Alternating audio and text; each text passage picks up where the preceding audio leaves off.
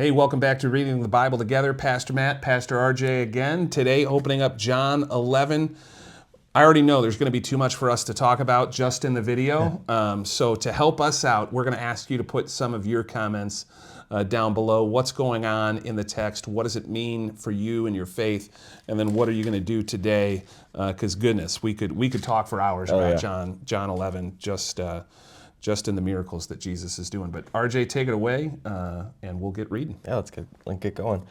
Now, a man named Lazarus was sick. He was from Bethany, the village of Mary and her sister Martha. This Mary, whose brother Lazarus now lay sick, was the same one who poured perfume on the Lord and wiped his feet with her hair. So the sister sent word to Jesus, "Lord, the one you love is sick." When he heard this, Jesus said, "This sickness will not end in death. No, it is for God's glory, so that God's Son may be glorified through it." Jesus loved Martha and her sister and Lazarus.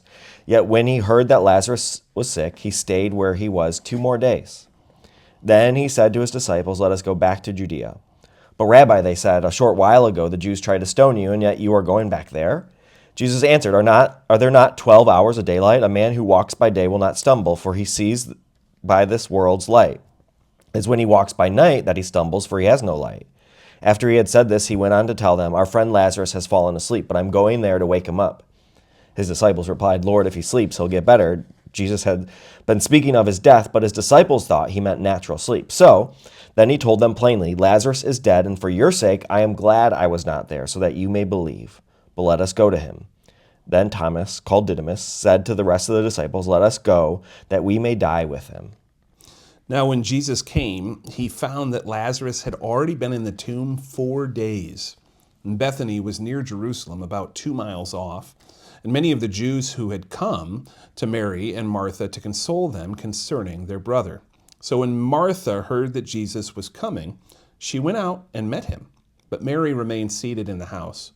Martha said to Jesus, "Lord, if you had been here, my brother would not have died. But even now I know that whatever you ask from God, God will give you." And Jesus said to her, "Your brother will rise again." Martha said, "I know that he will rise again in the resurrection on the last day."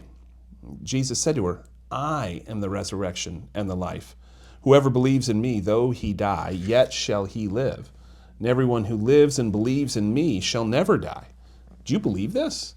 And she said to him, "Yes, Lord. I believe that you are the Christ, the Son of God, who is coming into the world." And after she said this, she went back and called her sister Mary aside. "The teacher is here," she said, "and is asking for you." When Mary heard this, she got up quickly and went to him. Now Jesus had not yet entered the village, but was still at the place where Martha had met him. When the Jews who had been with Mary in the house, comforting her, noticed how quickly she got up and went out, they followed her, supposing she was going to the tomb to mourn there. When Mary reached the place where Jesus was and saw him, she fell at his feet and said, "Lord, if you had been here, my brother would have not died." When Jesus saw her weeping, and the Jews who had come along with her also weeping, he was deeply moved in spirit and troubled. "Where have you laid him?" he asked. "Come and see, Lord," they replied. Jesus wept. Then the Jews said, "See how he loved him." But some of them said, "Could not he who opened the eyes of the blind man have kept this man from dying?" Then Jesus, deeply moved again, came to the tomb. It was a cave, and a stone lay against it. And Jesus said, "Take away the stone." Martha, the sister of the dead man, said to Jesus, "Lord, by this time there will be an odor, for he's been dead 4 days." And Jesus said to her, "Did I not tell you that if you believed, you would see the glory of God?" And so they took away the stone. And Jesus lifted up his eyes and said, "Father, I thank you that you have heard me.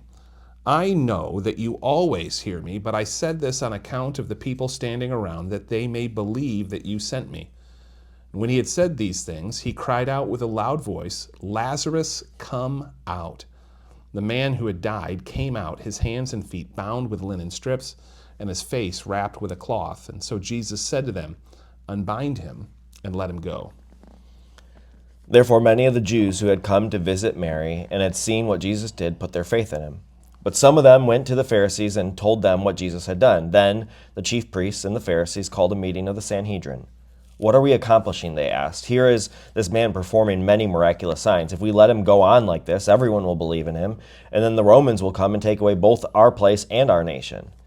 Then one of them, named Caiaphas, who was high priest that year, spoke up. You know nothing at all. You do not realize that it is better for you that one man die for the people than the whole nation perish. He did not say this on his own, but as the high priest that year, he prophesied that Jesus would die for the Jewish nation. And not only for that nation, but also for the scattered children of God, to bring them together and make them one. So from that day on, they plotted to take his life. Therefore, Jesus no longer moved about publicly among the Jews. Instead, he withdrew to a region near the desert, to a village called Ephraim, where he stayed with his disciples. When it was almost time for the Jewish Passover, many went up from the country to Jerusalem for their ceremonial cleansing before the Passover. They kept looking for Jesus, and as they stood in the temple area, they asked one another, "What do you think? Isn't he coming to the feast at all?" But the chief priests and Pharisees had given orders that if anyone found out where Jesus was, he should report it so that they might arrest him. Yeah, man. Oh, yeah. Yeah, it's getting intense. Lot going on in John 11 today. What's jumping out to you in John 11? The two things that jumped out to me pretty quickly on was, one, they're still talking about the blind man being healed. That's a big deal. Yeah, so they keep, this is not like we're a few chapters later and they've come back to it multiple times. Yeah. And so they're very much connecting that miracle to other miracles and things that are happening, which is really fascinating. I don't think, to me, there are other miracles I jump to first before that one, but for them, that obviously rises to a certain level. Yeah. That's a significant marker for them. Yeah. And then the other thing that I can't help but think of is just, man, what's it like for Lazarus' family that they experienced him dying twice? Yeah. Like the fact that he's resurrected, but he's going to die again. Yeah. And that's just a wild, like, I don't even know if that's spiritually significant in that moment, but it's like, for me, it's like, man, what an odd thought, because he's experiencing resurrection, which is a glimpse of ultimately we all are promised a resurrection. Yeah. But also it's not quite fully arrived because it's not a lasting resurrection at that point. And that's just a wild thing to think about. Absolutely. Yeah. I love too that connection with the blind man. And like, hey, Jesus, both sisters saying the same thing. Like, if you'd been here, our brother would have lived. And that's one of those moments where Jesus is allowing people he loves to experience something not apart from them, but with them. Yeah. Right. Like, so the pain of death, the pain of loss.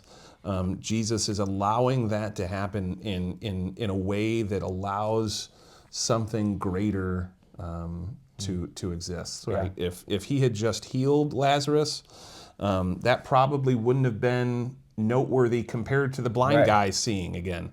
But if Jesus raises Lazarus from the dead publicly with a whole lot of witnesses, well, then the Pharisees ratchet it up all the way, and this resurrection of Lazarus leads directly to the death of Jesus. Yeah. And so that's just one of those connective points too. Like, John is telling us this narrative, this story, so that we're seeing. Yeah. And then Caiaphas says that you don't even realize it's better for you that one man die for the people than the whole nation perish. Yeah. Which is like, it hasn't happened yet. Right. Like that's And he, like, Caiaphas is going to have a hand in killing Jesus, right? So so what's reading chapter 11? What's this really do for your faith? What does it mean for you? I think Jesus weeping with his friends moment. I think I think it just gives me permission to feel in moments, and I think we can easily push our feelings aside, whether it be like, as a man, I don't cry, or feelings of like being angry because of what is happening. I think it can be really easy to push aside our emotions instead of allowing ourselves to actually feel some of those things. And for Jesus, like, he very much is giving permission to sit in that moment. That it's not like, let's not just breeze past that. And I think in hard moments, I remember one time in counseling, my therapist actually asking me, he's like, so what did you feel? And for me, he was pointing that out because he actually had already asked the question, and I answered like about what everybody else felt. And so like, he's asking, and then my default response is, well, here's what my wife's experiencing, and here's what my kids are. And for me, like, I, without realizing it, wasn't thinking about what I was feeling in a difficult moment. And so for Jesus, like, Jesus is not afraid of weeping at the loss of his friends, like in that moment, and he's not bothered by the fact that they're weeping over loss as well. He's willing and comfortable being in that place. Yeah. Which means, like, when I'm feeling that way, he's also comfortable with that. Right. Like, I might not be, Yeah. but he's very okay with sitting in that Yeah. space. No, I love that. And I love connected to that when Jesus is working in our world, he's willing to receive us with whatever reaction we have to him. Yeah. Right? Like, so Jesus, it says in verse 5, Jesus loved Martha and her sister and Lazarus, right? He loved them so that they would experience this, Yeah. right? That was him loving them.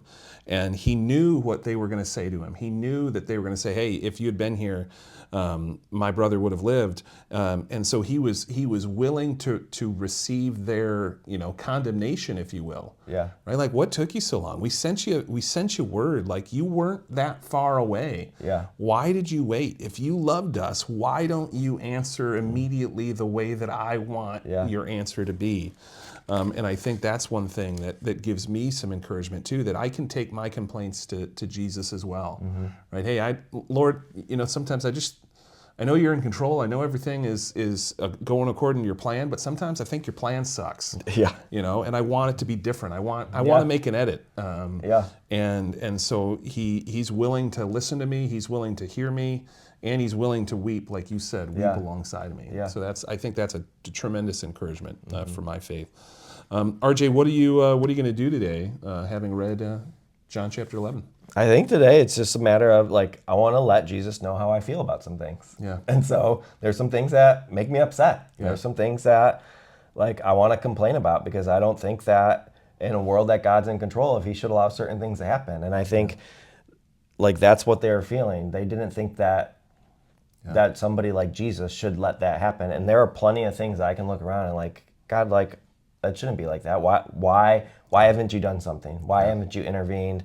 Yeah. And so I think this gives me permission to let God, like, know how I'm feeling about some of those things, knowing that that's not off limits. Yeah. Yeah. No, I love that. And, like, Lord, how long? Yeah. Right? Like, Yeah. We're ready. Like, I don't know if you guys, we pray, come Lord Jesus, before dinner. Like, every time we pray that prayer, Jesus says no, right? Like, because if he said yes, then, like, the world would be over. Now, okay, I get it theologically. Yes, Jesus is with us always. He's with us. Okay, I get it.